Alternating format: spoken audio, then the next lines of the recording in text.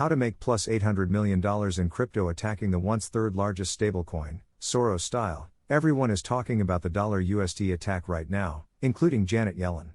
But no one is talking about how much money the attacker made, or how brilliant it was. Let's dig in. Our story starts in late March, when the Luna Foundation Guard, or LFG, starts buying BTC to help back $USD. LFG started accumulating BTC on March 22, and by March 26 had a $1B plus BTC position. This is leg number 1 that made this trade, or attack, brilliant. The second leg comes in the form of the 4-pool frax announcement for $USD on April 1. This added the second leg needed to help execute the strategy in a capital-efficient way. Liquidity will be lower and then the attack is on. We don't know when the attacker borrowed 100k BTC to start the position, other than that it was sold into kwon's buying, still speculation. LFG bought 15k BTC between March 27 and April 11, so let's just take the average price between these dates, $42,000. So you have a $4 billion short position built. Over the same time, the attacker builds a $1 billion OTC position in $USD. The stage is now set to create a run on the bank and get paid on your BTC short. In anticipation of the 4-pool, LFG initially removes $150 from 3-pool liquidity.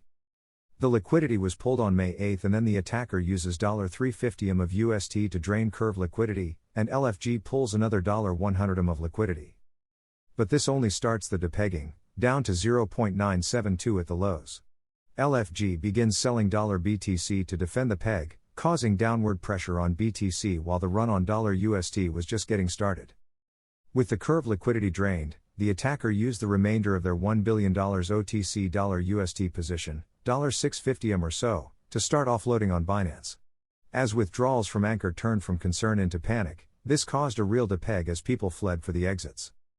So LFG was selling $BTC to restore the peg while the attacker is selling $USD on Binance.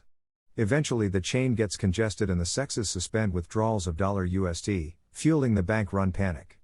$USD depegs to 60C at the bottom, while $BTC bleeds out. The crypto community panics as they wonder how much $BTC will be sold to keep the peg. There are liquidations across the board and Luna pukes because of its redemption mechanism. The attacker very well could have shorted Luna as well. BTC fell 25% from $42,000 on April 11 to $31,300. So how much did our attacker make? There aren't details on where they covered obviously, but if they are able to cover, or buy back, the entire position at $32,000, that means they made $952 on the short. On the $350 of $USD curve dumps, I don't think they took much of a loss. Let's assume 3% or just minus $11 million. And let's assume that all the Binance dumps were done at 80C, that's another $125 cost of doing business. For a grand total profit of $815 before borrow cost. BTC was the perfect playground for the trade, as the liquidity was there to pull it off. While having LFG involved in BTC, and foreseeing they would sell to keep the peg, and prevent Luna from dying, was the kicker. Lastly, the liquidity being low on 3-pool in advance of 4-pool allowed the attacker to drain it with only $350, causing the broader panic in both BTC and $USD. Any shorts on Luna would have added a lot of P&L here as well, with it falling minus 65% since 5/7. And for the reply guys, yes I know a lot of this involves some speculation and assumptions. But a lot of money was made here either way, and I thought it would be cool to dive into how they did it. Disclaimer: this content is for informational purposes only. You should not construe any such information or other material as legal, tax, investment, financial, or other advice. If you enjoy this Terra UST depeg explanation video, please subscribe and hit the like button. Help this channel and keep you notified on next great crypto videos that I come up with.